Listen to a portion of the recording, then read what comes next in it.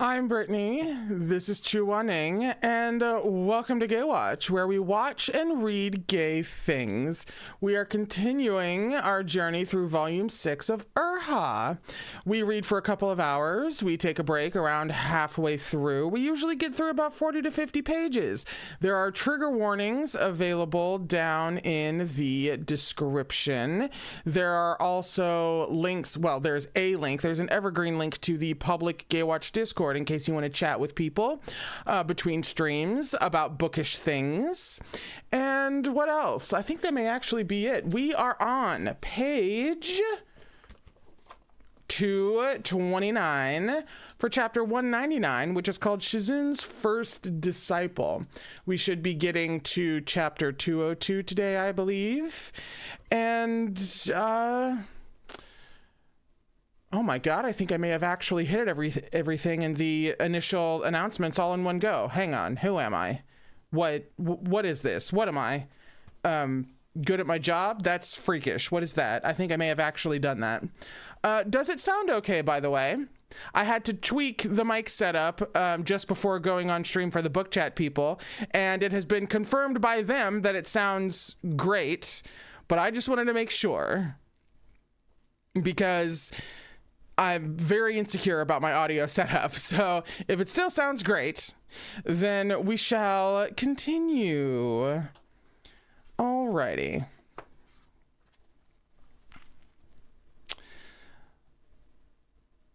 Oh God, no, sorry, it's all coming back to me now. Yeah, we all knew her from the previous chapter. Huh? Who was it? Was she the only one Mount Huang would answer to? No other descendants? Shui Meng demanded. Mo Run didn't answer him directly. The vermilion bird was subdued 1,000 years ago by one Song Chao, courtesy name Xing Yi. Shui Meng paled. The jade-hearted lord, Song Xing Yi, he blurted. But he was the last Zongsha from the tribe of the butterfly-boned beauty feast in the history of the cultivation realm. That's right, said Mo Run, his face devoid of expression. The last person who could have opened the gates to Mount Huang perished in Rufeng's sex inferno. It was Song Chutong.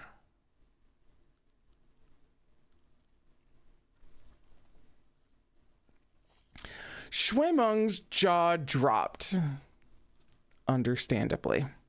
Before he could reply, there was a commotion in the distance. A crowd of cultivators in the jade-green robes of Bitan Manor had rushed over to the barrier. Li Zhuangzhu, several of them cried out in alarm. A shift came over Chu Wanning's expression, and he gravely made his way through the crowd. Liu Shan had collapsed and was propped up in a disciple's arms. His face was paper white as he spat out a mouthful of blood. His salt and pepper beard stained a pungent scarlet. His lips were blue, and only the whites of his eyes were visible as they rolled up into his head. Insensible, he murmured tremulously, "I'm first. I came in first." With the absence of Li Wushen's spiritual energy, the barrier sapped the strength of the remaining sect leaders more rapidly. Huang Xiaoyue had just come into power within Jiangdong Hall. His ability was a cut below the others. He was at his limit, and could hardly even turn his head. Zheng Shi had also paled, but he willed himself to look over at Li Wushen. He's been afflicted with the Phoenix's nightmare. What in God's name is so heinous that you call it Phoenix's nightmare?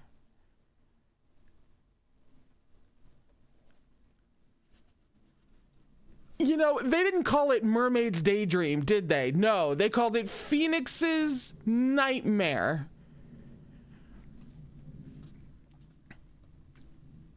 The legendary Phoenix had imbued Mount Huang's barrier with its own spells.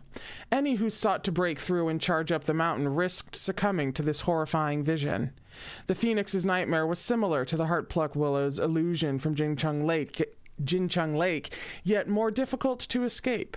Those afflicted often never reawakened. All the Baton Manor disciples had fallen to their knees. Someone wailed tearfully, "Manor leader, please wake up, Manor leader." The dreaming Liu Shan giggled and muttered to himself. Suddenly he squirmed out of the arms of the disciple, Jen Songming, who was supporting him. Lying on his back, his hands scrabbled in midair as he burst into laughter. "I came in first! First place! First place!" A disciple from another sect murmured from within the crowd, "What does he mean, first place?" Liu Shan couldn't answer. Trapped in that joyous dreamscape, he bared his blood-stained teeth in an intoxicated grin. Yet after a while, the dream seemed to take a turn. His wizened features froze, settling into a furious scowl. "No, you can't do that. You can't. You said you were going to return Baton Manor sword technique scrolls to me. How could you go back on your word?" His expression turned sorrowful again. This was a truly alarming sight. Liu Shan had ever been mindful of his reputation. In his time as leader of Baton Manor, no one had seen him betray such anger or grief. As he lay on the ground now, he didn't look like a sect leader, nor like a Taoist. He scarcely looked like a man. Drool pooled at the corners of his mouth, and his wrinkled features distorted with despair, as if he could preserve his dignity by hiding it in the folds of skin that lined his aged face.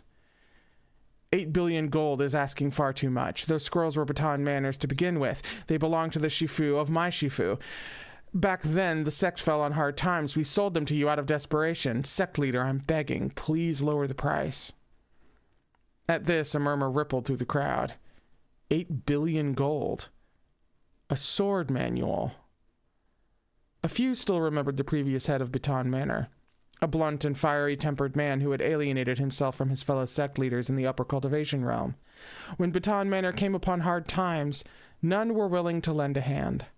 After that, Baton Manor's fortunes had gone from bad to worse. For 3 years straight, they hadn't even funds to support their own disciples.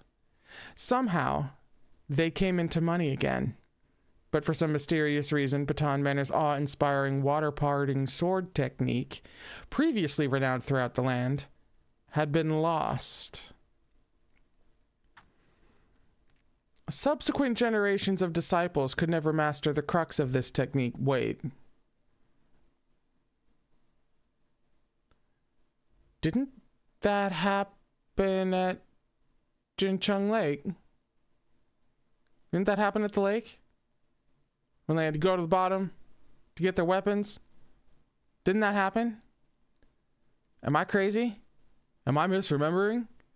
Yeah, who did it as well? Did Chuaning do it? Like Liv is asking? Someone refresh my memory before I, panic about it. Right? E-Soup says,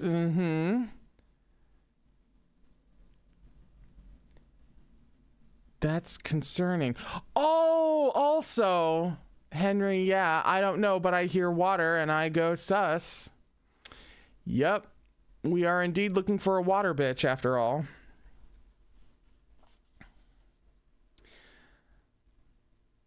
Some denizens of the Jianghu mocked Liu Shan as an incompetent teacher. Under his leadership, Baton Manor, which had once produced legendary swordsmen of unparalleled ability, was reduced to the laughingstock of the upper cultivation realm. But witnessing this now, the crowd realized the situation wasn't so simple.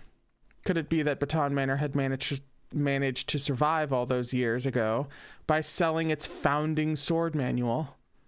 Faced with this act of shameless profiteering, many minds went immediately to one particular sect.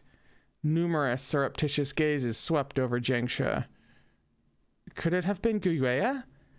It was probably Zhengzhengmen's Shizu. Liu Shan was still writhing on the ground in agony as Zhen Songming struggled to hold him in place. The old man sobbed and railed, then struggled up from the ground to kowtow every which way, blood and mucus streaming down his face. Please give it back to me. I've spent half my life saving. I have 5 billion, 100 million gold, Liu Shan wailed. 5 billion, 100 million is all I've got. I've done all I can. We have no more than this.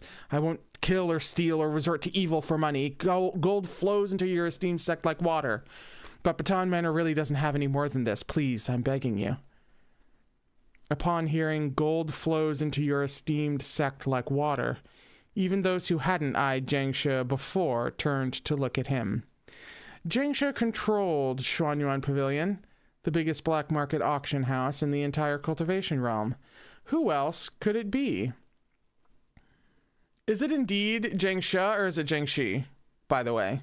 Pronunciation correction there.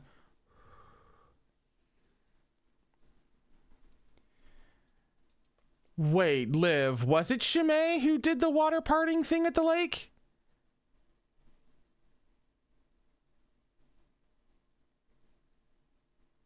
Jiangxi? Thank you. Blue turnips and love bunnies.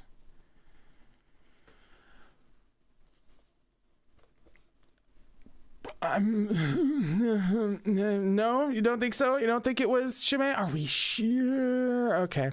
All right. No, it's fine. Just give me a reason to pounce on that man and I will. Oh, come on. Where was I? One of Baton Manor's younger disciples shouted at Jiangxi, eyes scarlet with fury. Jiang Zhengmen, your Guiyue has possession of the 3 most important scrolls of my Baton Manor's water parting sword. To think you asked for 8 billion gold. Have you no shame? Before Jiangxi could reply, a hoarse voice called out from the left. There's no evidence. How dare you accuse Jiang Zhengmen so rashly? Surprisingly, the speaker was Huang Xiaoyue, barely able to gasp for breath at this point. The geezer couldn't stop his hand from shaking on the barrier, yet he jumped to defend Jiangxi. His intentions were unmistakable. An incensed Baton Manor disciple lunged toward Huang Xiaoyue, ready to curse him out, as one of his sectmates bodily restrained him. Zhenfu, don't provoke them. Moran froze. Zhenfu? Very wealthy? It would normally have prompted a laugh, like Zhen Songming's very smart. But as he watched the bedraggled Liu Shan kowtowing over and over in the dirt, all he felt was bitterness and pity. 5 billion isn't enough? Then how about 5,500,000,000? Liu Shan wiped his tears with his sleeves. 5,500,000,000. I'll do some business with the Chang family of Yuzhou and sell off some magical devices and spiritual stones. I can put it together. 5,500,000,000. Sect leader, please show some compassion, some mercy. Please just give the sword manual back to me.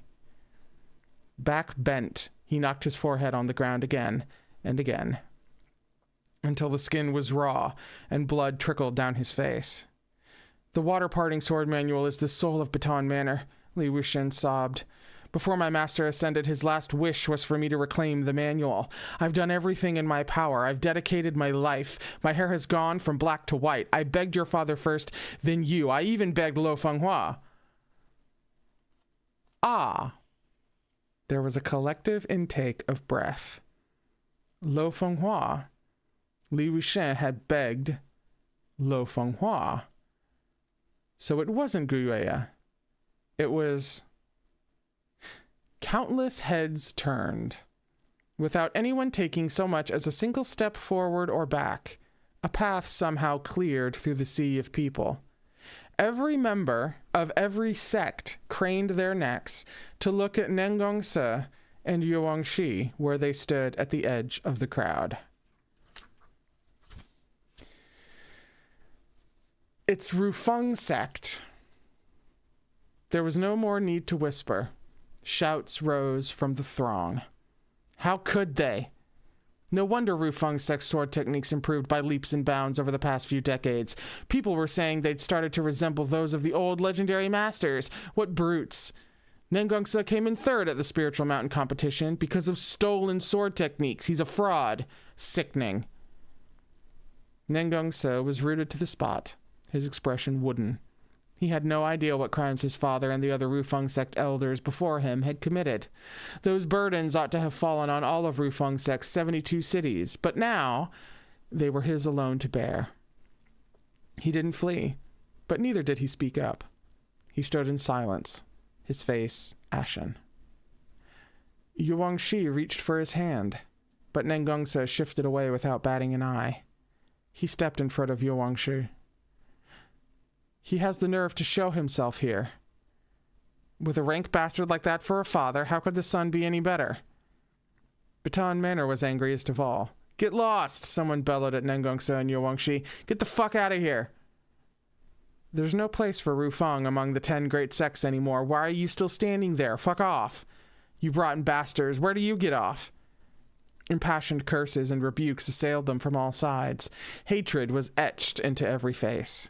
Someone pelted out of the crowd, Baton Manor's green robes flying, and grabbed Nangong Su by the lapels. Ah, sir, Yuwangshi cried. In the chaos, Nangong Su shoved her out of the way. The Baton Manor disciple pinned Nangong Su to the ground, raining blows down on his face, his chest, his stomach. There was no spiritual energy behind the punches, but each landed with ferocious violence. A low, stern voice suddenly rang out. Stop. Nangong Su had taken a punch squarely on his handsome face. He coughed up a mouthful of blood, his hair in disarray, covered in mud as he lay on the ground.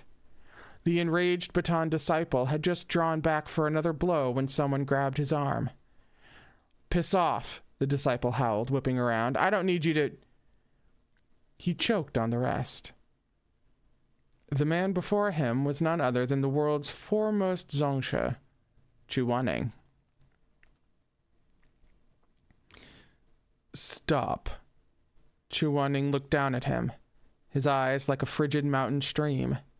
His expression was impossible to describe, containing too many emotions, yet none at all. Gripping the young man's arm, he pressed his lips into a thin line. Stop fighting, he said after a beat. Nangong Su spit blood into the dirt.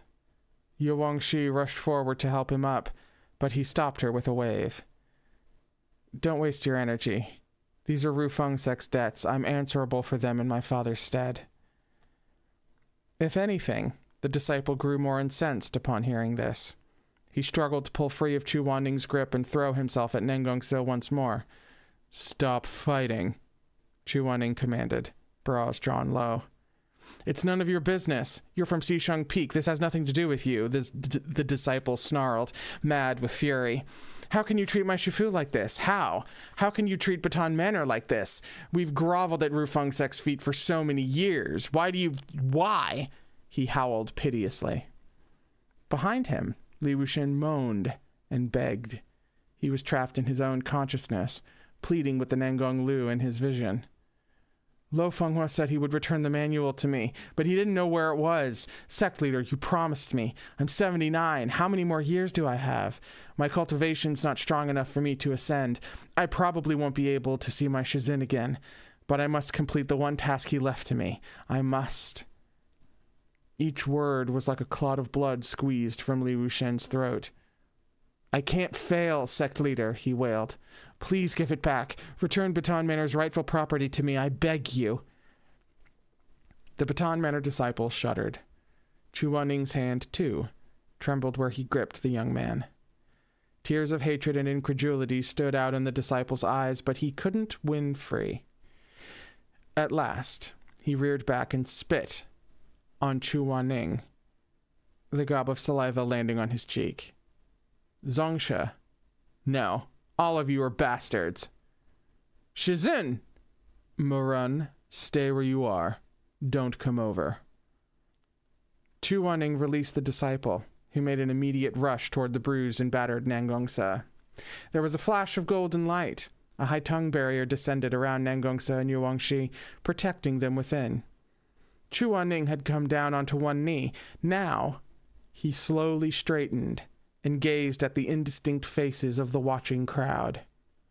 Chu Wanning stood at one end. Liu Shan, covered in blood and tears, kneeled at the other. Liu Shan's aged voice was like a creaking branch in the winter, piercing the heavens with every word. Isn't 5,500,000,000 enough? Caught within the dreamscape, the old man was still haggling with Nangong Lu. There was nothing of his dignity left, his wizened features crumbling like silt. 5,800,000,000. His voice quavered. Chu Wanning closed his eyes. Beneath wide sleeves, his clenched fingers were shaking. Still, he said, deliberately enunciating each word, on account of my deep regard for Rongyan, mother of Nangong Su. In the great shadow of Mount Huang, before a crowd of thousands, the only sounds were Liu Shan's wailing and Chu Waning's low and austere voice. On one side, Liu Shan muttered, 5,800,000,000, surely that's enough. They're just 3 volumes of sword techniques after all. On the other, Chu Waning intoned, when I came down from the mountain, I had no money, nor did I know how to ask for aid from others. It was Madame Wrong's kindness of a meal that allowed me to remain at Rufeng sect for a time. When he paused, only Liu Shan's sobs could be heard. Madame Wrong once asked me to take her son, Nangong Su, as my disciple. I was young and unqualified. I did not accept. But back then, Chu Waning turned his head a fraction to glance at Nangong Su where he lay on the ground. He spoke for the watching crowd, slowly and clearly recounting this event even Nangong Su might not remember. Back then, Madame Wrong brought her young son before the ancestral temple and bade him bow to me thrice.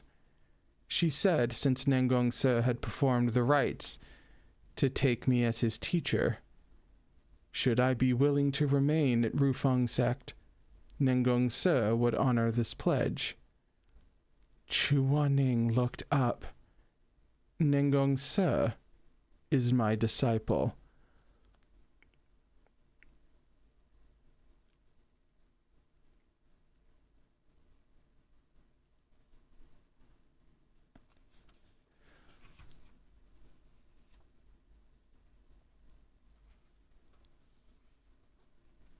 The instant he heard this, Shui Meng's face drained of color. Morun and Shimei's faces also fell, yet none said a word as they stared at Chu Waning. If sons must shoulder their father's debts, so too must one who has served but a single day as a teacher afford his pupil a lifetime of protection. Nangong Su has bowed to me thrice. He can call me his Shifu, Chu Waning said. His Shifu is present. If you have grievances to avenge or beatings to dole out, I am here, and I will not resist.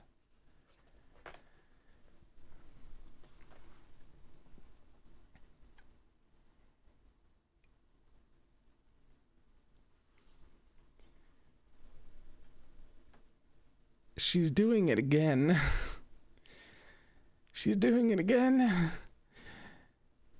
She's giving me something that I so badly wanted, while at the same time putting someone I love in so much danger that I'm simply feeling too many things at the same time.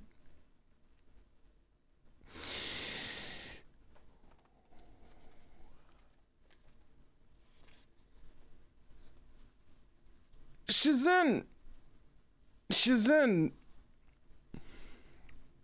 Morun, Shimei, and Shui Meng fell to their knees one after another, while Nangong Su tried to struggle up from the ground.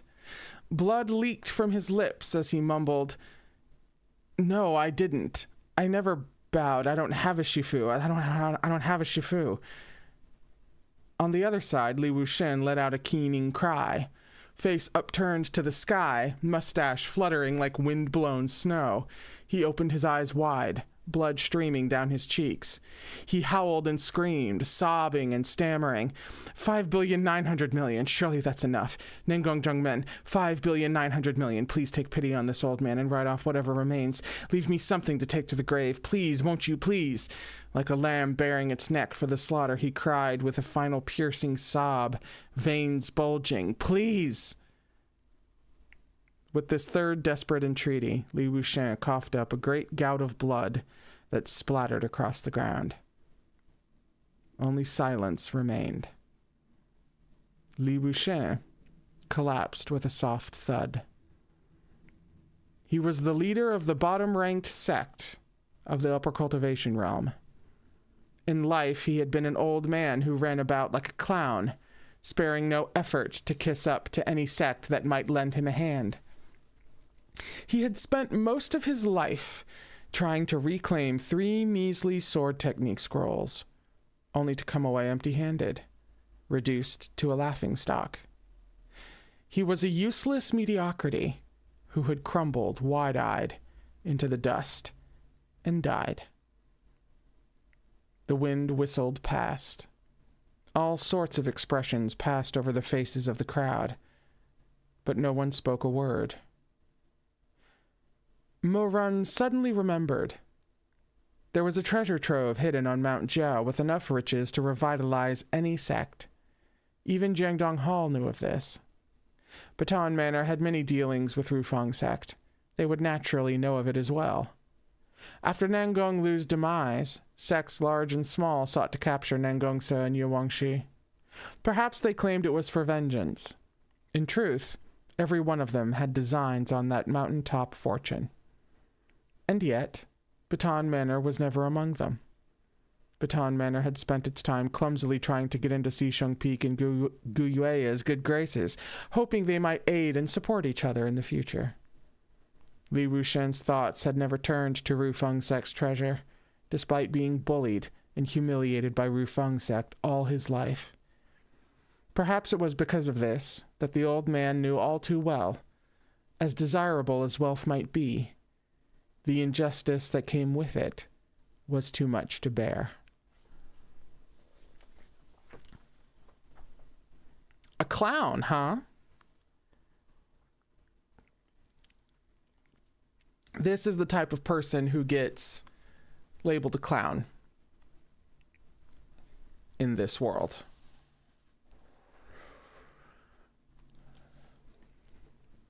From a distance, Mo Run gazed at Li Wushen's pathetically filthy face, crushed into the dirt.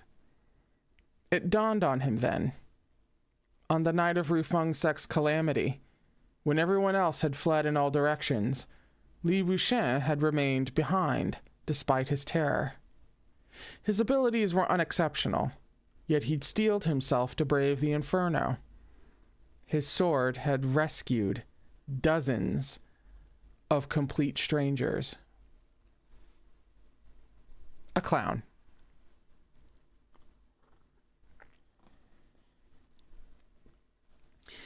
It was said the founder of Baton Manor had a technique called the water-parting sword, capable of cleaving water and splitting the skies. History venerated him as a legendary swordsman, but Li Wushen had lost 3 volumes of the sword manual. He couldn't learn this miraculous technique or become a swordsman sage like his forebears. He could only expand his sword while the fire roared. He knew none of the people he rescued, among them many of Rufang sect's own disciples. Nevertheless, he had used his blade to bring every last one of them out of that sea of flames and return them to the world of the living.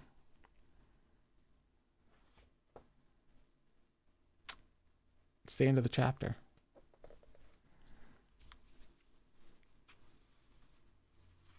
A clown. We're on page 241 for chapter 200, called Shizun, Mount Huang has opened its gates.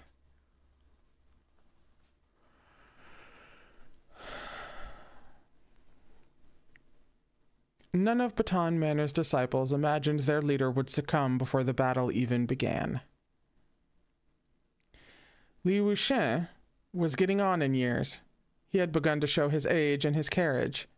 Yet he would never have met such a sudden end if not for the barrier's illusion spell throwing his spiritual energy flow into fatal disorder. There was a long silence.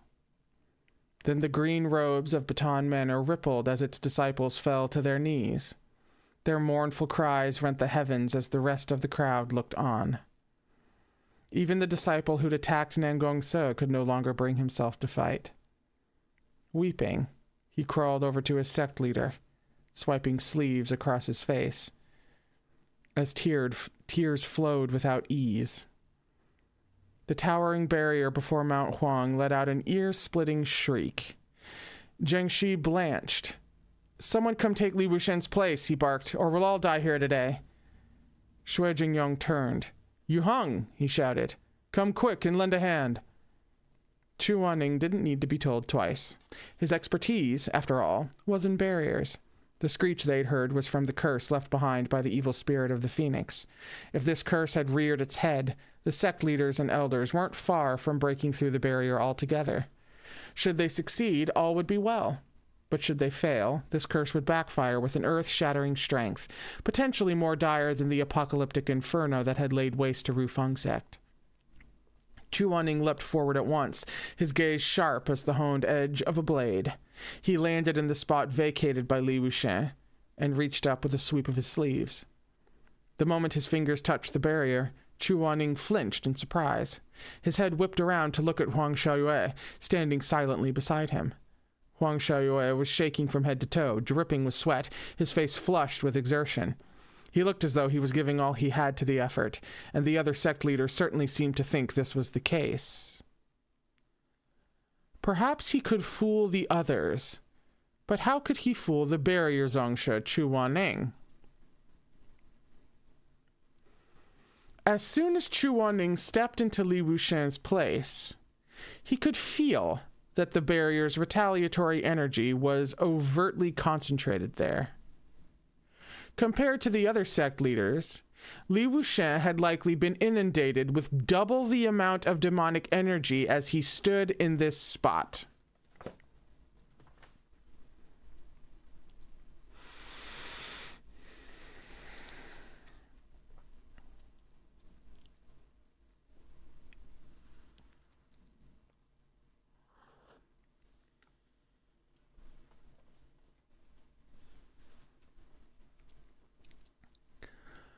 Seldom did such imbalances arise in cooperative arrays. When they did, there was only one possibility. The next cultivator over wasn't pulling their weight. Huang Xiaoyue was putting on an act. Chu Wanning's fury was instantaneous. His dark brows drew together as he thundered, "You! The nerve of you to play games like this!" "What?" Between gasps, Huang Xiaoyue's voice was faint as a mosquito's buzz. He looked as though he might perish in the next moment. All the nearby sect leaders, with any energy to spare, looked over at the commotion. "Zongsha, what do you mean? What games?" Huang Xiaoyue mumbled. "As if you don't know. Get the hell out of my sight." Shui Jingyong couldn't stay silent. "Huang, why are you yelling at Huang Daozhong?" he called. "Look at him, he can hardly speak. If there's a problem, let's talk it out after we open the barrier." Huang Xiaoyue snuck a glance at Chu Wanning. The eyes that met his were like a frost-rimmed dagger. A chill washed over his heart. He never had the ability to open the Phoenix's barrier in the first place. He had only rushed to the front of the crowd and pretended to help, with the aim of burnishing his own reputation.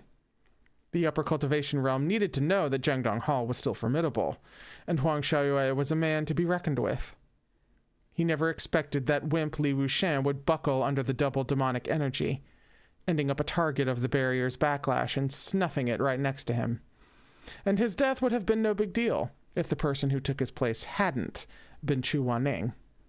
This damn Chu Zongsha who deserved to be hacked into mincemeat.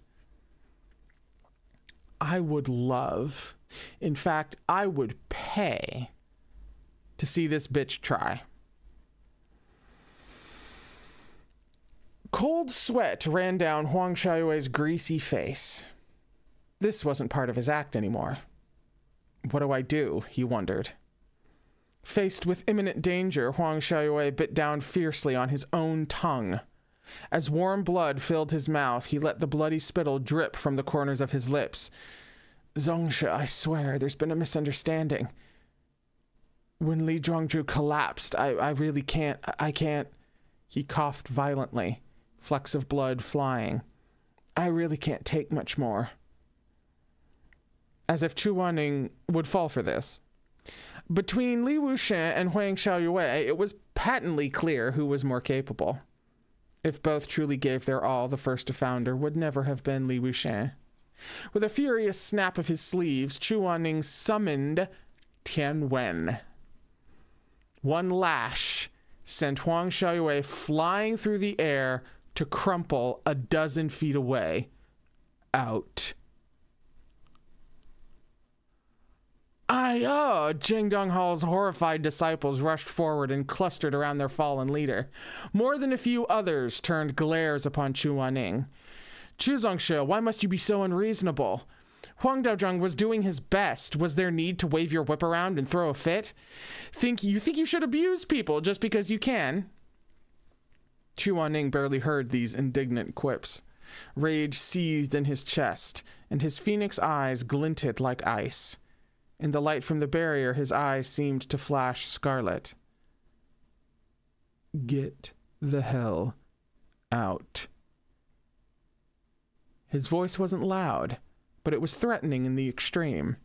Those who knew Chu Wanning understood that they might succeed in reasoning with him were he merely berating or reprimanding someone.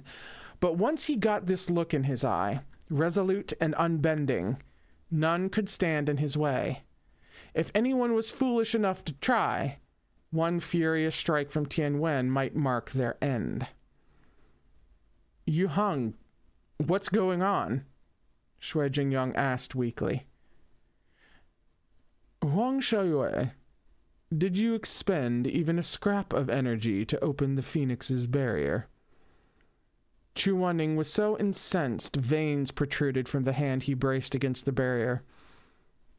When Liu Shan reached his limit next to you, did you shoulder even an ounce of his burden? What are you talking about? Cried a female disciple from Zhengdong Hall. Our Huang Daozhong is spitting blood, yet you're accusing him of not giving enough? Will you only be satisfied if he keels over and dies like Li Zhuangzhu? Chu Wanning's dark brows drew together in a scowl, but as he made to reply, the colossal barrier before him shuddered. A blood-red glow enveloped the sect leader's palms pressed to its surface. Focus, Zhengshi called. This is the last layer. We're about to break through. Chu Wanning had no wish to argue with these lunatics. Turning back to the work at hand, he threaded his fingers together and placed both hands on the barrier. As spiritual energy laced with fury poured through his palms, a rift appeared in the red wall. There was a resounding crash as a tremor rumbled through the earth. A huge rip had split Mount Huang's great barrier, more than 8 feet tall and wide enough for 5 people to walk through abreast. It's open! It's open! Shui Jingyang whooped. The barrier's open! He stepped forward, craning his neck for a better look, and was hit in the face by a plume of deep red miasma. Hey-oh! He cried. What's that awful smell? The rest of the cultivators rushed up to take a look, immediately forgetting Baton Manor and Zhengdong Hall. Abbot Shuangjing of Wubei Temple was well versed in such matters. Twirling his prayer beads in his hands, he said solemnly, This mountain is a burial ground. The number of bodies on Mount Huang and the resentful energy they have accumulated likely far exceeds our expectations. Looks like that rat bastard Xu Shuanglin made this mountain his hideout after all, said Zheng Shi, his expression gloomy. He glanced over his shoulder. Listen up. Anyone who's injured, scared, useless, or pretending. At this point, his chilly eyes swept over Huang Xiaoyue, still lying on the ground. He let out a soft snort. All of you remain at the bottom of the mountain. The rest will come up with me. Oh! Shui Meng watched Chu Wanning step through the rift in the barrier and rushed to catch up, only to realize Mo Run wasn't beside him. He surveyed his surroundings and saw a commotion around Nangong Su. Baton Manor's grieving disciples still hoped to avenge themselves. Despite the protective barrier Chu Wanning had put down, a crowd of hateful faces still surrounded Nangong Su, hurling curses and insults. "Mo Run, what are you doing?" Shui Meng called out, urgent. "Everyone's going up the mountain. Let's go." "You go on ahead. Keep an eye on Shizun and Shimei," Mo Run replied. "If you run into trouble, send a messenger flower right away." Shui Meng had no choice but to leave them. By now, only those from Baton Manor and Zhengdong Hall remained at the bottom of the mountain. Mo Run tore his gaze away from Shui Meng's departing figure.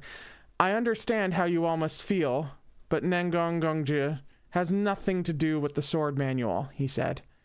"If you must settle your debts, at least wait till we've captured Shu Shuanglin." "These are two different matters entirely. Shu Shuanglin and Nangong Su both have to pay."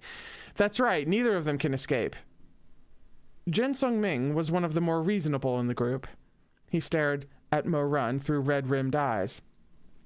"Mo Zongsha, both you and your Shifu have the title of Zongsha, yet you choose to protect criminals and put your own interests first. I'm just trying to remind you that there's a right way to do this," Mo Run said. "If you really want to redress your grievances with Rufeng's sect, wait for things to calm down. Then you can send Shu Shuanglin and his associates to Tianyin Pavilion for questioning, according to the rules. The 10 great sects will discuss his case and determine fair punishment. Right now, you're ambushing someone who doesn't intend to fight back. You want to tear him to pieces, but what good will that do?" Jin Sung-ming had no ready answer. 10 great sects," someone cried. "There are only 9. How can you still count Rufeng's sect?" "No, there are 8, Jin Sung-ming said. His cheeks were streaked with blood from where he'd wiped his tears after cleaning his Shizun's face. Under those blood stains, he looked miserably forlorn. "There are only 8 sects. Baton Manor no longer has a leader." "Shishang." Jin Sung-ming ignored his weeping Shidi, slowly turning to pin Mo Run with his gaze. "After the heavenly rift, my Shizun said Shishang Peak was an honorable sect. But I see now that he misjudged you." Mo Run stared at him. "Mo Zongsha, do you insist on protecting these 2 Rufeng vermin?" asked Jin Sung-ming. Before Mo Run could reply, Nangong Su rasped, "Mo Run, go." Yuang Shi had knelt beside Nangong Su. Now she helped him to his feet with difficulty. She didn't cry or wring her hands. She merely said, voice hoarse, "Mo Gongsha, you should go up the mountain. This doesn't involve you." Mo Run cast a sidelong glance at Nangong Su. "You think your allegiance to my Shizun counts for nothing? We're 2 disciples under the same master. How could it not involve me?"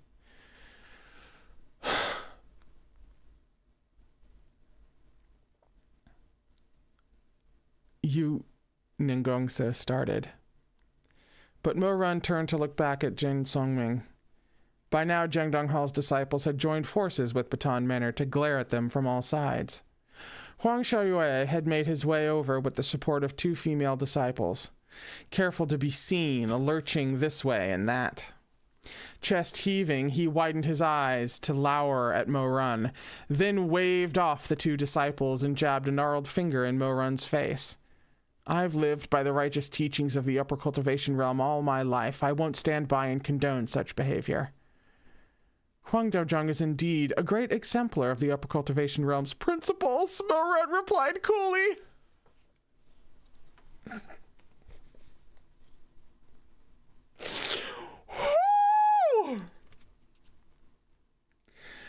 Fucking scorched! Damn! Oh. You love it when the gays are savage. Oh, fuck.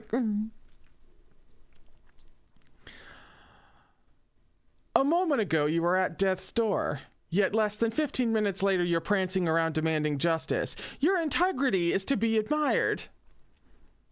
"You," Huang Xiaoyue burst into a violent coughing fit, clutching his chest as if overwhelmed by his anger. Mo Run spared him hardly a glance. The green of Baton Manor and the purple of Jiangdong Hall swirled around the trio. The mob pressed closer, step by step, yet no one dared make the first move. Any strike now would be impossible to take back. Mo Zongshe, Zhen Songming said in a low voice. I'll ask you one more time. Do you refuse to step aside? Mo Ren had no chance to reply. A female cultivator's sharp cry rang out from up ahead as a pile of misshapen gray rocks tumbled out of the rift. What's going on? Huang Xiaoyue exclaimed. A landslide? Mo Ren narrowed his eyes. This was no landslide. Soon enough, the crowd realized it as well, and gasps rose up from the assembly. What had come careening out of the rift were charred human bodies. Their limbs and flesh were fused together and oozing, their faces barely recognizable as human. Some of the watching cultivators immediately doubled over and vomited. That's so fucking gross. These things are on the mountain? How many bodies do you think there are? Mo Run, too, was stricken by this sight. You know what I'm immediately reminded of? There's an indie game. I believe it's an indie game. There's an indie game called Inside. It's a side-scroller. It's kind of a horror game. There's something in that game that really reminds me of this.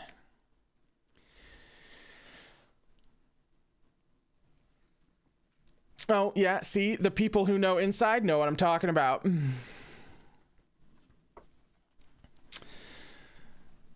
A low rumble came from the slope above. The rift the elders had just torn into the barrier rippled. Slowly, its borders began to shrink. This barrier could repair itself. Before long, it would close up and trap them on the outside. Because we don't have enough to worry about. Let's go, Moran said anxiously. Grudges can wait. Shu Shuanglin is at the top of the mountain. Are you really not interested in hunting down the ringleader behind this whole mess? The group from Baton Manor hesitated, but Huang Xiaoyue snorted and tugged at his mustache. The best cultivators in the world are all at the top of the mountain. They can take care of Shu Shuanglin.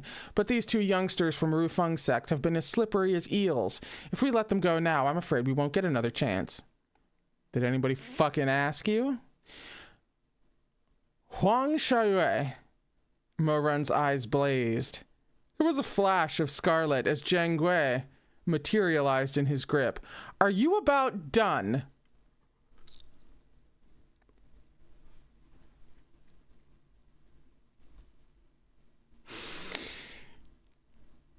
At the appearance of the holy weapon, all the 100-odd cultivators drew their blades.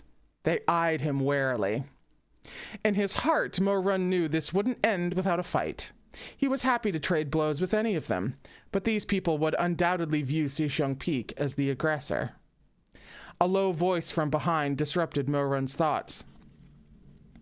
Everyone, please head up the mountain. I, Nangong Su, will wait for you here. I'm not going anywhere. Easy for you to say, kid, but who's gonna buy it? Asked Huang Xiaoyue. You don't expect me to believe you'll stay here just because you said so, do you? Some of us have honor and scruples, but I don't expect you to know about that. Nangong Su shot him a cold glance and rose to his feet. Without warning, he shoved Yo Wangshi out of the barrier Chu Wanning had cast.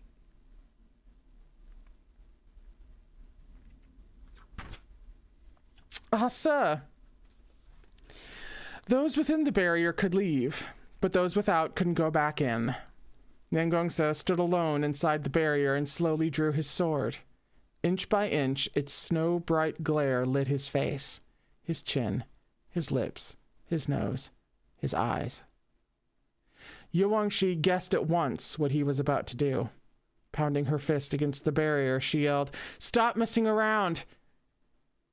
When my ancestor founded the sect, he left behind a teaching. As a gentleman of Rufeng sect, I mustn't indulge in greed, resentment, deception, slaughter, obscenity, plunder, or conquest. said Nangong Su. My father failed to live up to this teaching. But in my 26 years, though I may have been headstrong, I have never forsaken this maxim, nor transgressed its commandments. Regarding these 7 taboos, my conscience is clear. The blade whizzed through the air like flowing water. No! Cried Yuang Shi. Mo Run also saw what Nangong Su intended. He tried to break down Chu Wanning's barrier, but it could not be so easily undone. Nangong, he muttered. Nangong Su paid heed to neither Yuang Shi nor Mo Run. None of you trust me, so I have no other choice, he said. Fortunately, I know some confinement techniques. I will secure myself here. Please don't implicate anyone else. I, Nangong Su, will not move an inch from this spot. I will wait for your return. Nangong... Blood flew before Mo Run had finished shouting his name. Nangong Su's sword plunged into the ground, half its length disappearing beneath the dirt. Between the blade and the earth was Nangong Su's left hand.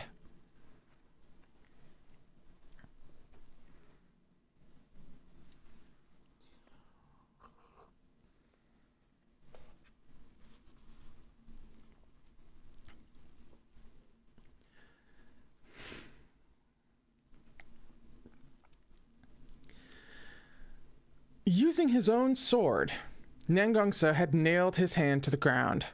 Sparks flew from the blade as the confinement curse took hold. Yuang Shi crashed to her knees in front of the barrier. Nangong Su's blood flowed along the blade's surface, dyeing the ground red. Her face was lowered, her expression hidden from view. The watchers could only see her clenched hands on the flashing barrier, knuckles white and trembling. This curse was used to confine evil creatures, vengeful ghosts, and beasts of burden. Any accomplished cultivator of the upper cultivation realm would recognize it, could use it. Nangong Su had used it to pin himself in place. His lips were bloodless with pain. Shudders racked him, yet he didn't cry. At last he raised bloodshot eyes. Go, he said, voice firm. Mo Run rarely found himself shocked speechless. In the past life, only Yuang Shi had ever managed this feat. In this life, it was accomplished by the man Yuang Shi loved.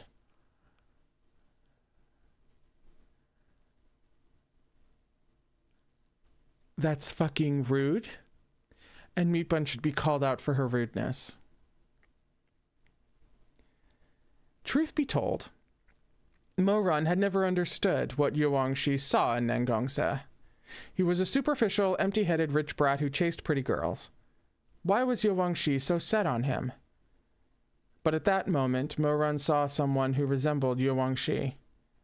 He was doubled over, writhing in pain, losing blood, yet his resolve was absolute. He saw Nangong Su. Go, Nangong Su howled. What are you still standing here for? Do I need to nail my legs to the ground too? Go already. Zhen Songming was first to turn away. He strode over to Liu Shan's body. Leaning down, he smoothed his sect leader's robes, then picked him up and turned his back to the barrier. Shixiang, you aren't staying? Shixiang, are we going to just leave like this? We're just going to let them go? What's the point of staying? Said Zhen Songming. Who knows how long they'll be fighting on the mountaintop? Should we wait around with the sect leader lying here on the dirt, without even a makeshift coffin? Baton Manor's disciples looked at one another. One by one, they bowed their heads in silence. Zhen Songming walked away from the mountain, past Mo Run. In the moment their shoulders drew level, he spoke. Mo Zongsha, remember what you said. When this battle's over, I'll see you at Tianyan Pavilion. At least we have Tianyan Pavilion to uphold justice in this world. Another interjected. It was the disciple who spat at Chu Wanning. He fell into step behind his Shishyang, red-eyed with anger and bitterness. The pavilion master is an impartial judge. They'll see our Shizun passes on with no regrets. Murun, Nangong Su. Karma's a bitch, you lowlifes. Just you wait. Your days are numbered. Turns out you don't have to be a tyrannical emperor to create enemies.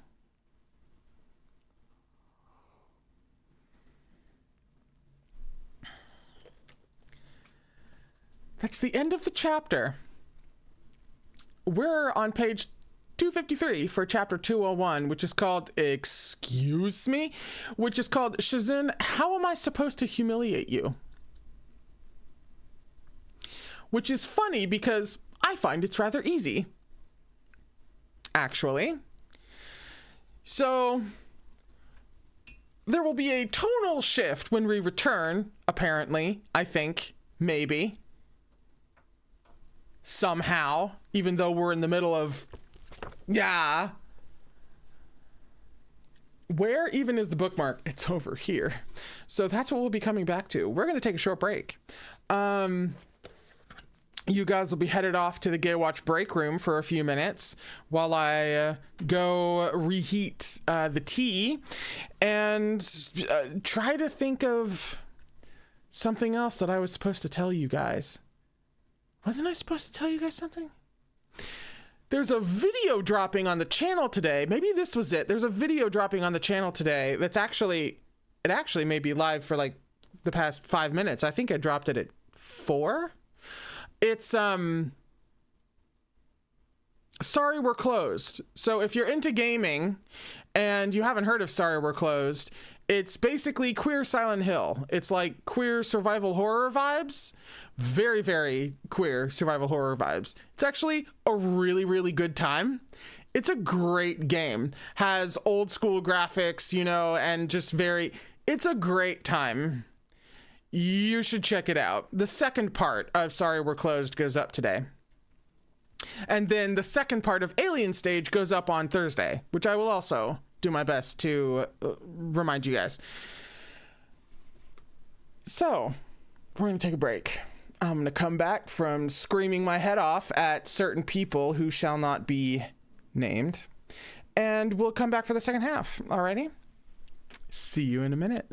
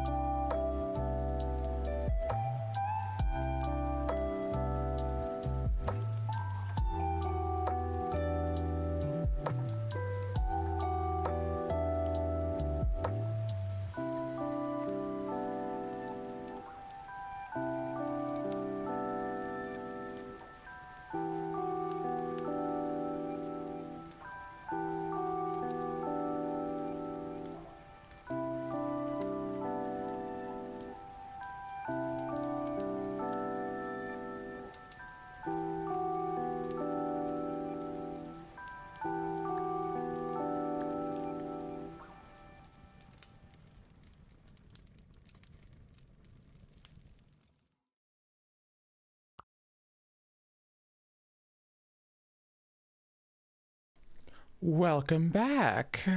I hear in the chat that it's somebody's birthday today. Sapphic Tea Leaves. Are you literally here on your birthday? Because happy birthday.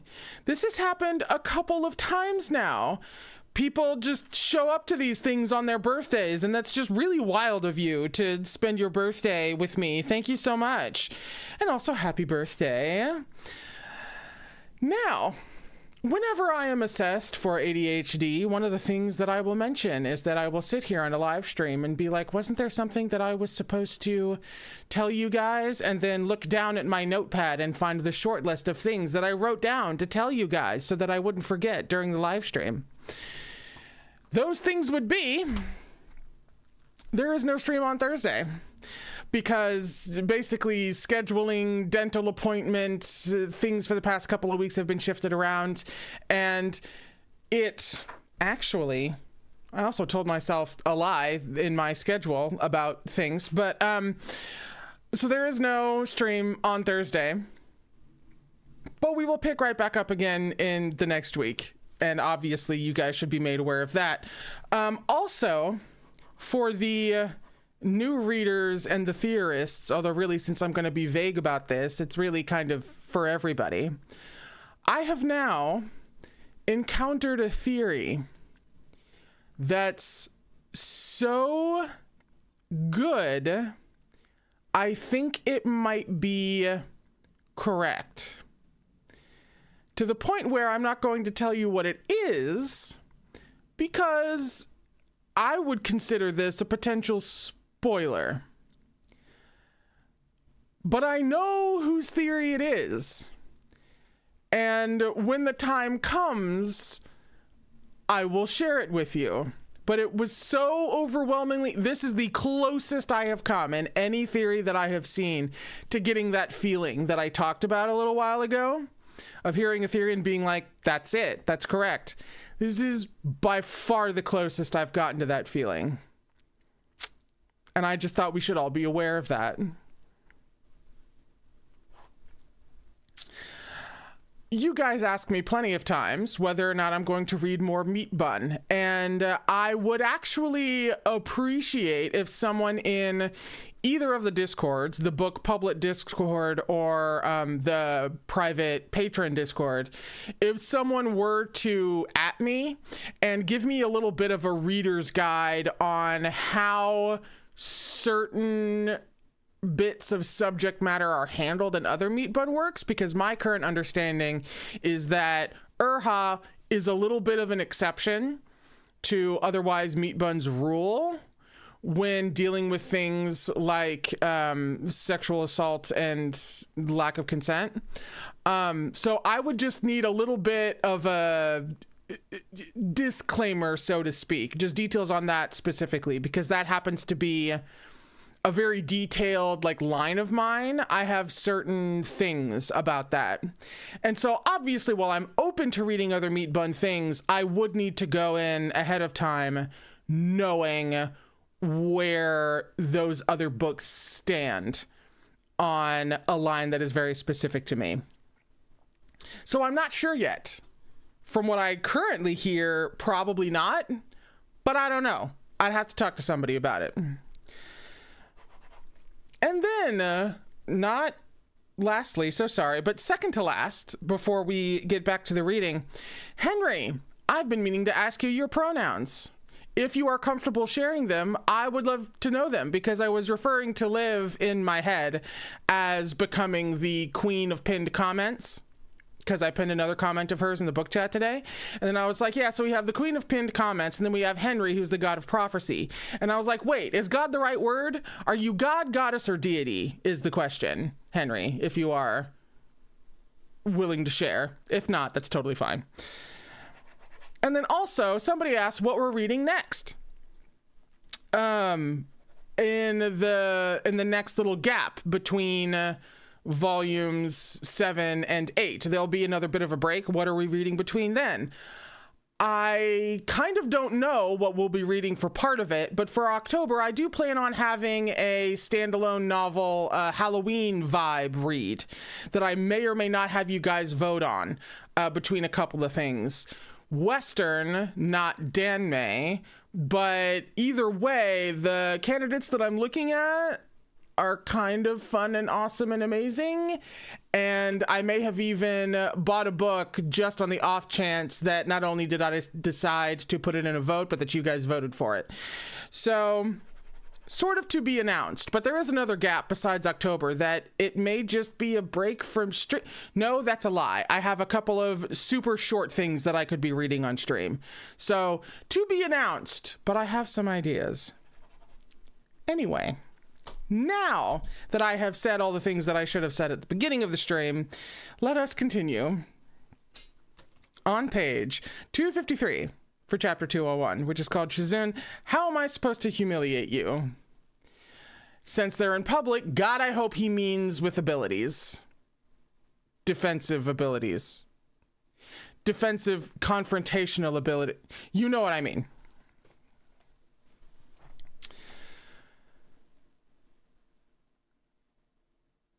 Oh, and just so that everyone knows, Henry says God is fine.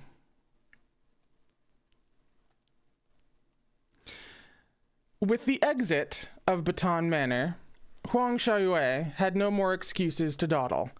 He could do nothing but head up the mountain. Mo Run was in no mood for time wasting and swiftly stepped through the rift, the disciples of Jiangdong Hall at his heels. Within moments of crossing the barrier, shrieks rose from the group behind him. The dead were everywhere, lying on the ground, hanging from trees, covering the slope like swarming ants. They moved and crawled, twitched and convulsed, sluggishly making their way toward the living. They had entered a mountain of corpses. In the face of such a sight, Huang Xiaoyue stepped forward alone. He struck out with his horsetail whisk, hitting several revenants on their heads. Where had this old man found so much courage? Before Mo Run could wrap his head around it, Huang Xiaoyue let out a high-pitched scream. He collapsed to the ground, his limbs comically sprawled and eyes rolling back in his skull, coughing up bloody spittle. Mo Run stared, dumbfounded.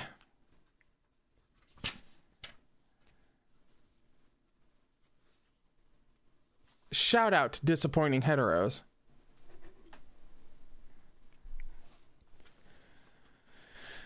Jiangdong Hall's disciples rushed forward. Huang Qianbei. Not to worry.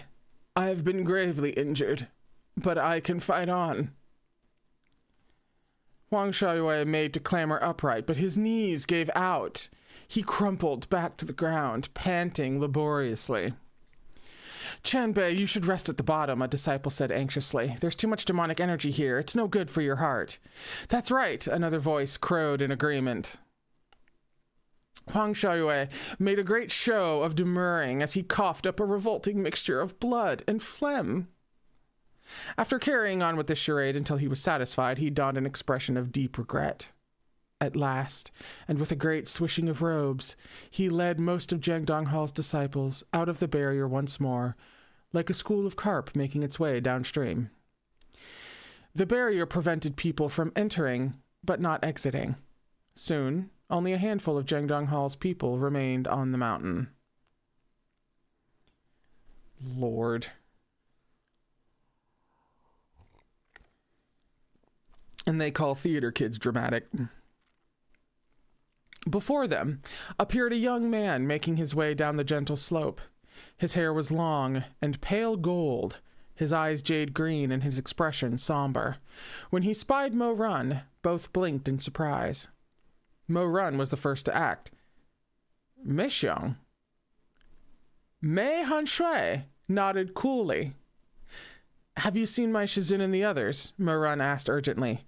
They're all up ahead. As he spoke, a corpse lurched up behind Mei Hun Shui. Mo Run opened his mouth with a warning when he saw the cold flash of a sword. Mei Hun Shui drew his weapon without turning and carved a gaping hole into the corpse's chest. He pulled the sword out with a wet noise, its blade stained with dark blood. Features chilly, Mei Hun Shui wiped the sword clean, then said to Mo Run, "Straight up this path and take a left at the first fork. There are too many revenants. Everyone is trying to clear the way." "Be hot about it!" Mo Run thanked him. As he stepped forward to leave, Mei Hun Shui called out to him again. "Wait a moment. Does Mei Xiong have a request?" The palace leader was a friend of Madame Wrong's. She's worried. She sent me to check on the two from Rufeng sect. How are they? Are they still outside?" Relief flooded through Mo Run. "Yes, they're waiting outside the barrier. Nangong Su placed a confinement curse on himself. Huang Sha... I can't even pronounce this fucking man's name anymore. It makes me too angry. Huang Shaoyue went down too. I'm afraid he'll make trouble for them again. If you could look after them, I'd be grateful." Mei Hun Shui pursed his lips and said no more. A graceful leap, and he disappeared through the barrier, taking all of our hearts with him. Mo Run made his way up the mountain with all haste. So many undead lurked here. It would have been no surprise to stumble across at least a few bodies of fallen cultivators along the way. Yet curiously, all he encountered were dismembered and decaying corpses. They were disgusting, certainly, but not a single cultivator's remains stood out among them. Was it because the sect leaders had only brought their most accomplished subordinates? He had no time to consider this. He threw himself into the fray to clear away the revenants. He had previously been passing by corpses others had already defeated, feeble and twitching the ground. But as Mo Run met more of the fresh undead, the situation grew more curious still. Fighting them was too easy. Nothing like what he would have expected from the reanimated bodies of warriors. He felt like he was cutting down ordinary people who barely had the strength to truss a chicken. And this is the enemy that, Huang collapsed in front of. Mo Run's unease redoubled. A terrifying notion was taking shape in his mind. That this is all a distraction? Yeah. A corpse hanging from a tree, hair covering its face, lunged for Mo Run's neck. Mo Run jumped back, and the corpse turned its head to follow. Nostrils flaring, it sunk its bony fingers into Mo Run's shoulder and thrust its decaying face toward his. Unspeakably revolted, Mo Run still thought strategically. One powerful kick sent the corpse flying into the thronging undead, knocking over several revenants that were closing in. "Mo Run!" Shui Meng fought his way over and caught his breath. His cheeks were splashed with dark blood, eyes fiery. "What's going on?" he said in a low voice. "What's with these corpses? Are they trying to wear us down via sheer numbers? Why are they all so weak?" Mo Run's gaze was icy and distant. As the erstwhile Emperor Taishan Jun, he had read of many evil spells, and had a faint suspicion as to what was going on. He just didn't have sufficient evidence. "These revenants aren't cultivators," Mo Run said through gritted teeth. "They're commoners."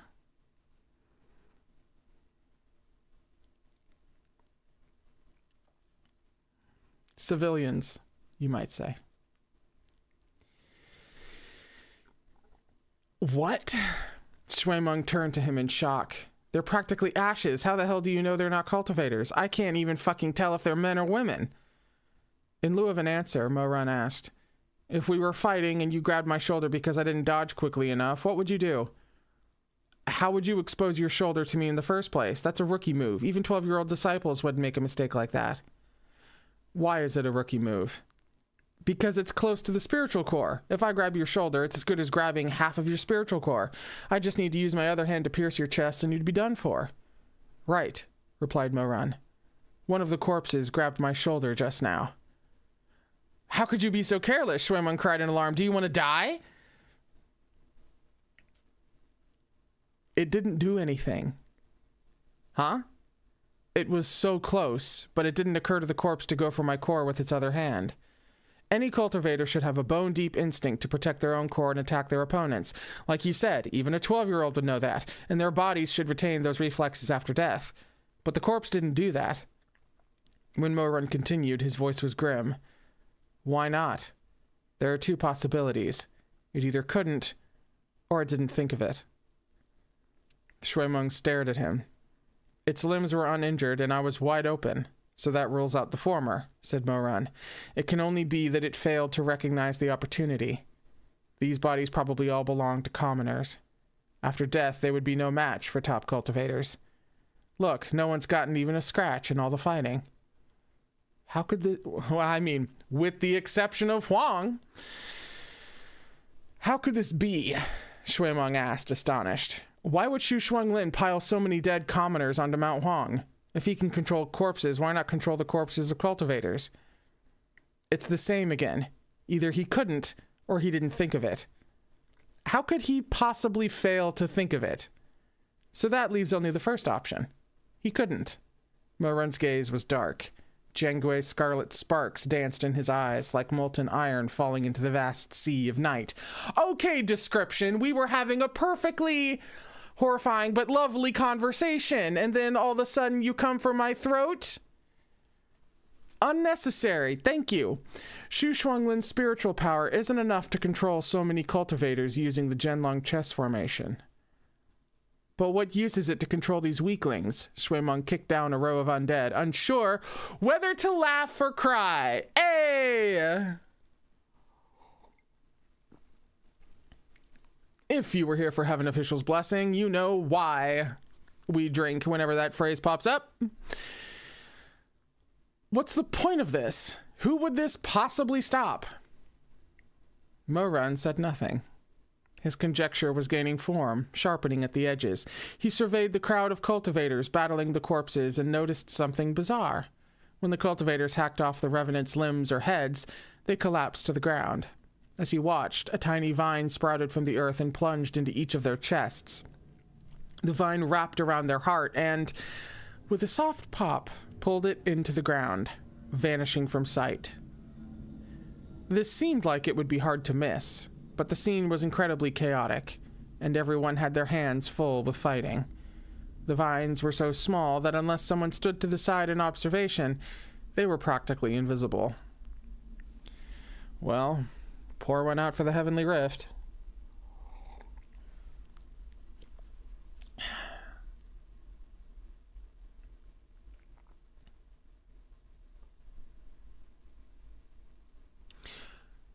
Mo-Run. Shui Meng called his name a few times, but it was like Mo-Run couldn't hear him at all. Suddenly, Mo-Run leapt into the air and grabbed a corpse by the neck, slashing open its chest with the dagger concealed in his palm. Black blood sprayed onto his face. Shui Meng's mouth fell open. He took a few quick steps back, unable to speak. Had Mo-Run lost his mind? Turning his chiseled features aside, Mo-Run wrenched the corpse's shriveled gray heart from its chest and crushed it in his fingers. Within was a black chess piece. This was no surprise. The corpses on Mount Huang would only fight like this under the control of Zhenlong Chess. Mo-Run hadn't been looking for this black piece at all. Enduring the awful stench, he prodded through the gore. Shui Meng couldn't take it any longer. He doubled over and retched. Are you nuts? That's so gross. Ugh. Mo-Run ignored him. He dragged his fingers through the congealed blood until they closed around the object he was looking for. A tiny scarlet insect was curled up on the reverse side of the chess piece. A soul eater.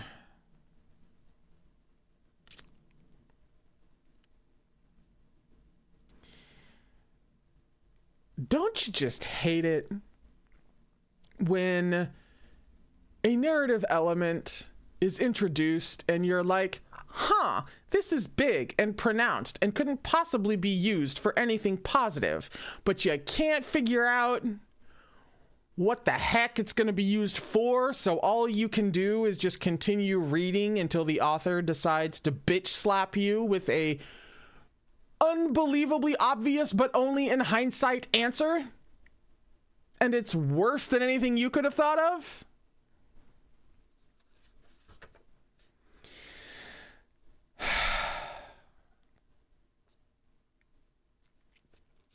Without warning,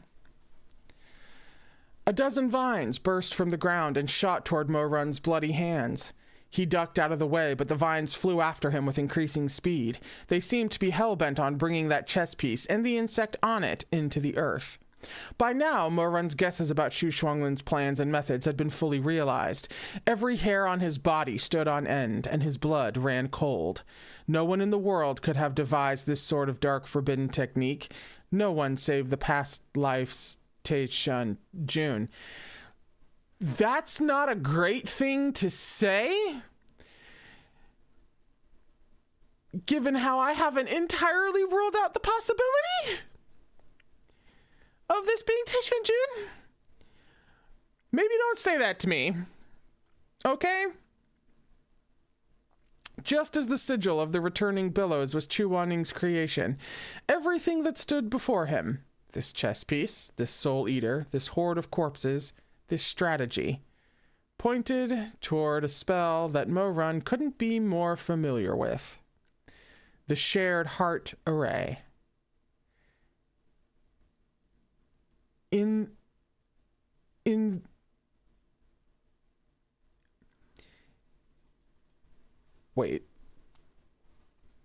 the past lifetime, he himself had invented this spell.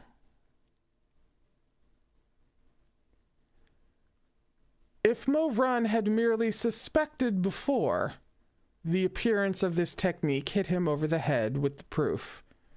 It confirmed two things. Firstly, there was another reborn person in this world. Secondly, that person was intimately familiar with Taishan Jun's methods. Mo Run's hands were shaking. Dark blood dripped between his fingers as he clutched that black chess piece and the scarlet insect. As he dodged the flailing vines, his mind was in chaos. Lost in confusion and shock, scattered memories from the past life swam into his consciousness. That's a scene break. That's a scene break. That's a scene break. Which means that was the equivalent of the screen going all Ripley with the, with the harp sounds. Fuck me. We're going into a flashback.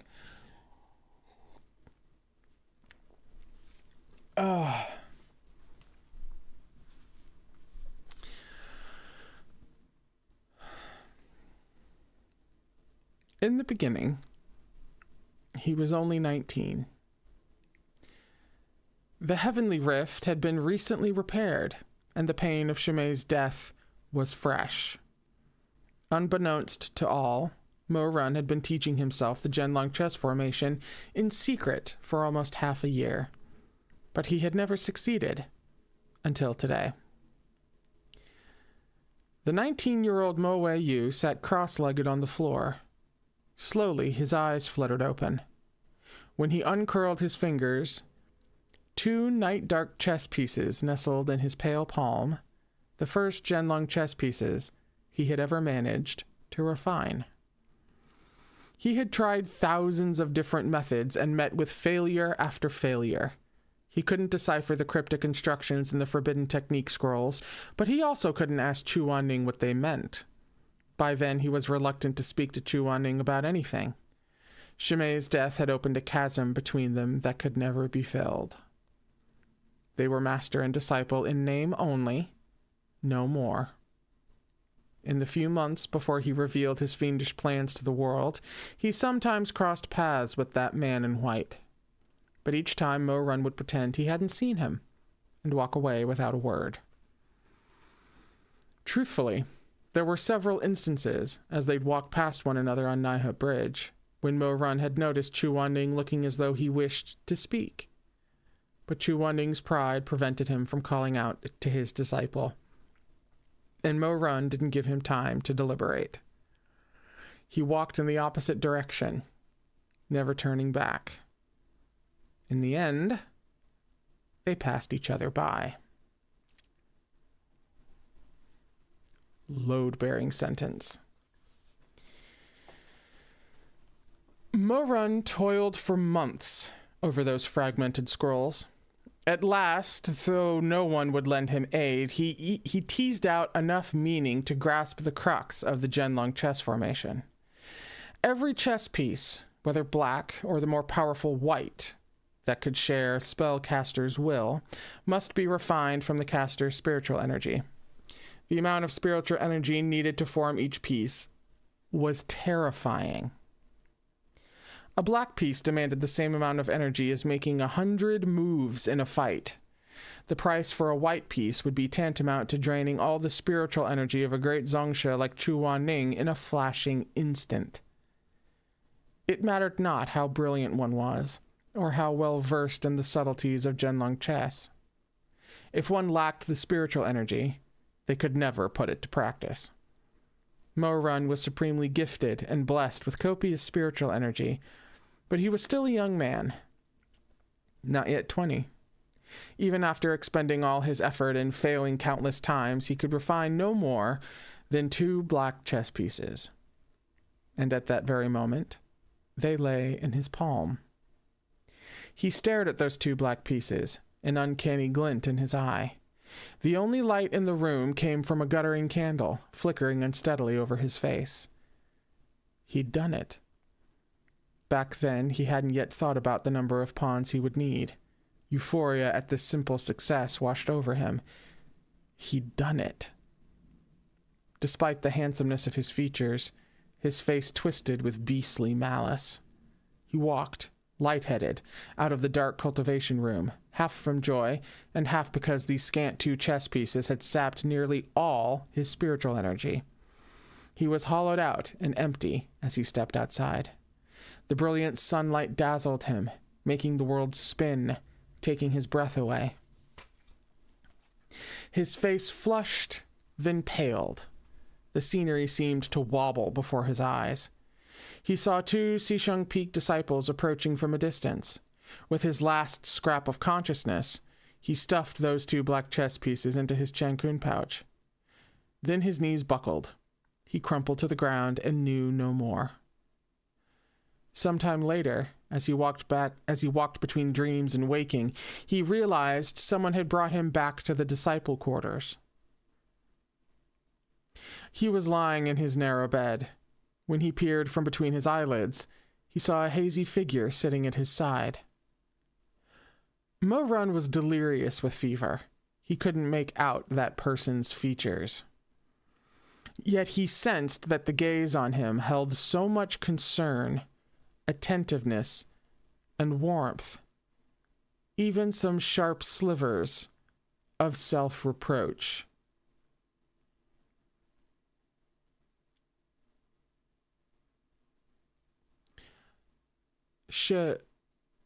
Mo-Run's lips parted and shut, but his voice was so hoarse he couldn't get out more than a syllable.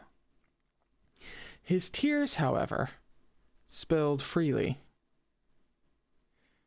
The figure in white seemed to hesitate.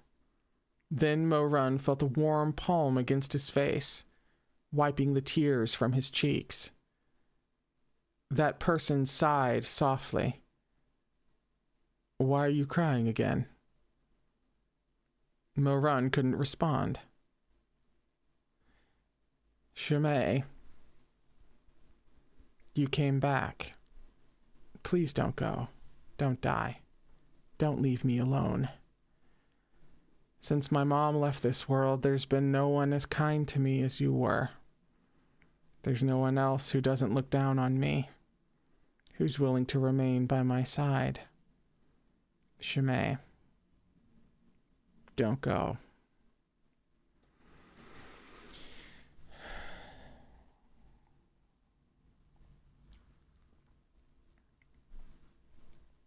Every now and then, she's really committed to reminding us of the 2 sides that Mo-Run's psyche was split into. There's his mom, and there's everyone else.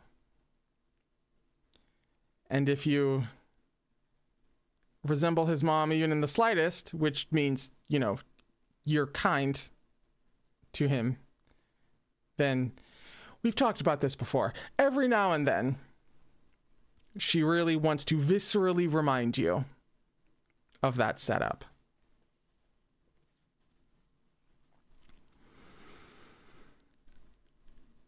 He couldn't hold back the hot tears that rolled down his face. It felt so childish, but he cried in his sleep as he dreamed on and on. The person at his bedside didn't move. After a time, he took Mo-run's hand in his own. He never spoke, but he kept him company, never leaving for a moment. Mo-run thought of the 2 Zhenlong chess pieces in his Chankun pouch. They were the fonts of sin, the seeds of evil, but they were also the hard-won bargaining chips with which he would take on heaven and earth. Refining chess pieces required more than spiritual energy. For this, he sacrificed his unblemished souls.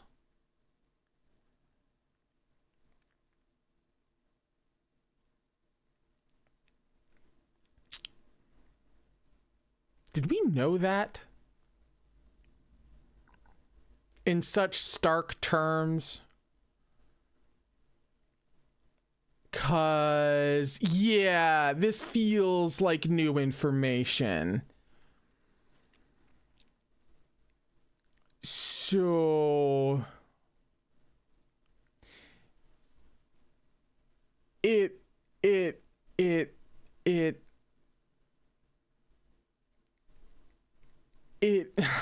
Jesus. So fundamental to the creation of Taishan is fucked up souls. Not just everything else emotionally, but there's some actual, for lack of a better term, magical element that literally affected his soul. Great.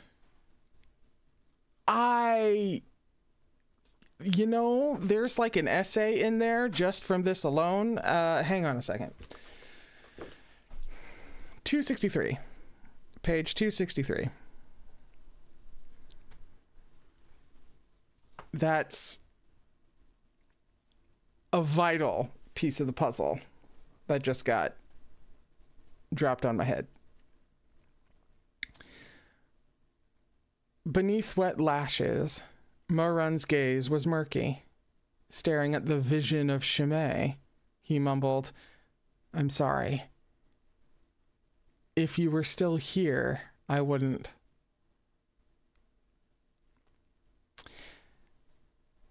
He doesn't say this next part out loud. I wouldn't want to take this path either.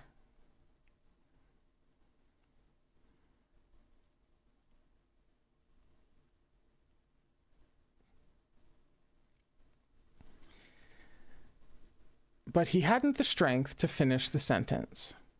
He fell into unconsciousness once more. When he next awoke, that white-robed man had gone. Mo-run became convinced he was a figment of his half-dreaming imagination. But he remembered an incense burner had been lit in his room earlier. Shui Jingyang had placed it there to soothe his nerves. It was good incense, but Mo-run didn't like it. Now that incense had been put out.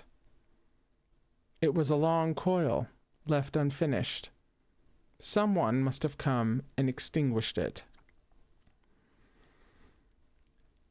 Who had come here?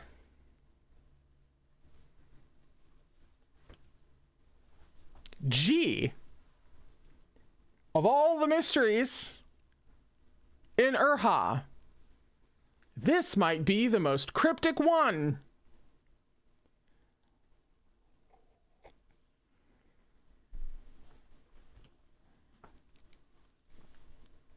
Mo Run sat up, looking at the sensor in a daze, but he couldn't figure it out. After a while, he decided to forget about it. He saw that his clothes, accessories, and holy weapon had been neatly laid out on his table. Among them was his Chankun pouch. With a jolt of panic, he jumped barefoot from the bed and grabbed the Chankun pouch. Before he passed out, he had carefully triple knotted the cord. Luck was with him. All 3 knots were still there, untouched. Mo Run loosened them and let out a breath of relief. Rummaging through the pouch, he spotted those 2 Zhenlong chess pieces, dark as a lightless night, lying in wait in a corner like 2 ghoulish eyes. They looked as though they might swallow him whole. Dramatic irony of that statement notwithstanding.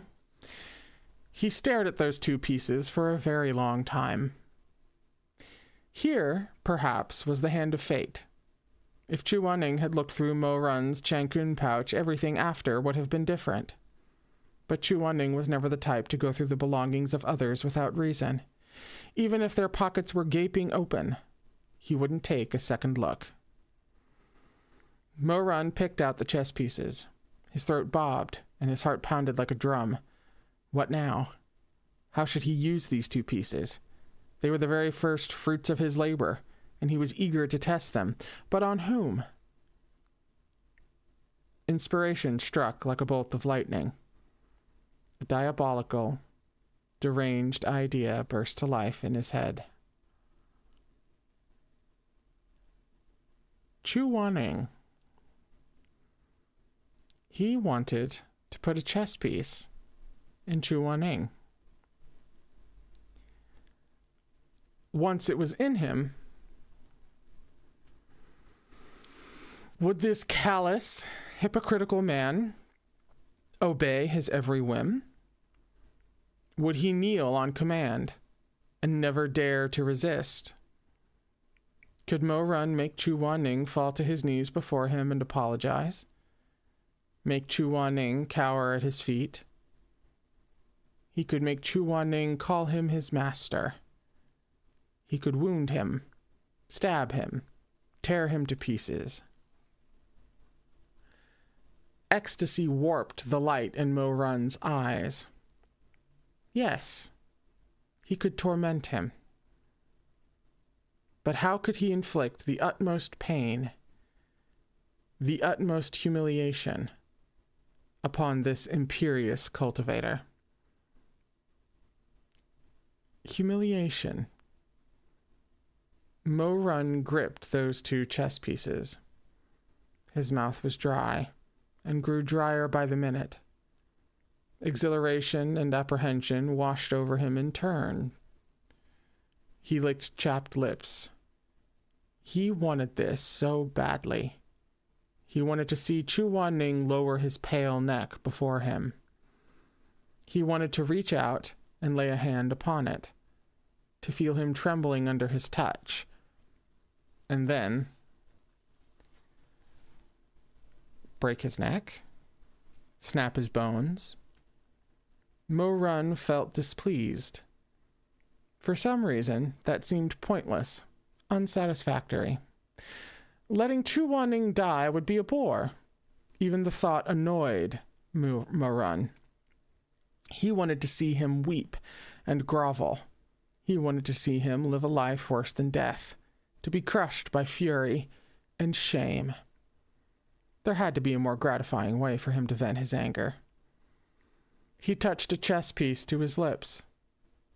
Mouth pressed to its ice-cold surface, he murmured, "You can't stop me anymore, Chu Wanning. Soon, the day will come when I'll make you." Make you what? At 19, he hadn't understood that the desire surging through him was in large part lust and a primal urge to conquer. But even then, he already possessed a terrifyingly strong masculine instinct to take the very first seed of evil he had nurtured and sow it within Chu Wanning's body. He wanted to defile him. Mo Run stood up. He pushed open the door and stepped out of the room.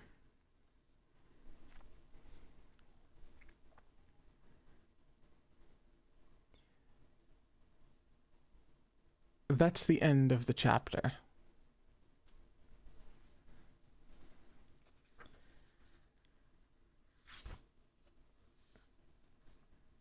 Oh, jeez. Well,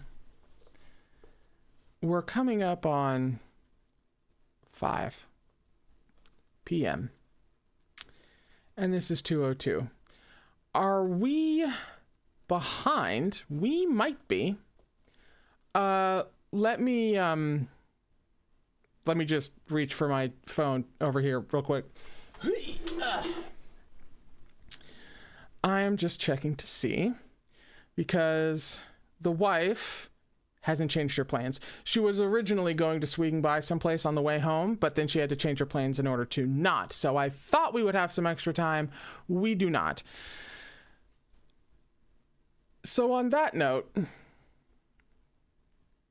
we'll be on page 267 for chapter 202, which is called Shizun's First Brush with Evil.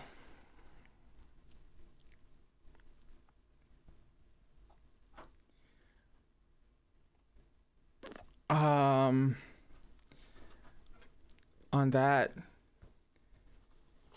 cheery note, we are going to go. Thank you, Ninin, for doing my job for me and reminding people to like the stream, because I always forget that part. Like the stream if you enjoyed it. And we'll be back on Tuesday with a book chat at 2:15 for patrons and YouTube members, and then the regular stream for reading at 3 p.m. on Tuesday.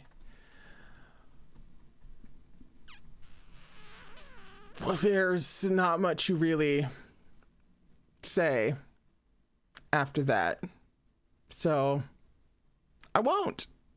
And we're gonna go. Thank you so much for joining me for a time, and I'll see you on Tuesday for another time. I love you all very much. I hope you've been having a lovely week. I hope you continue to have, well, a lovely week, and then have a lovelier weekend. I'll see you on Tuesday. Okay? All right. Please take care of yourselves.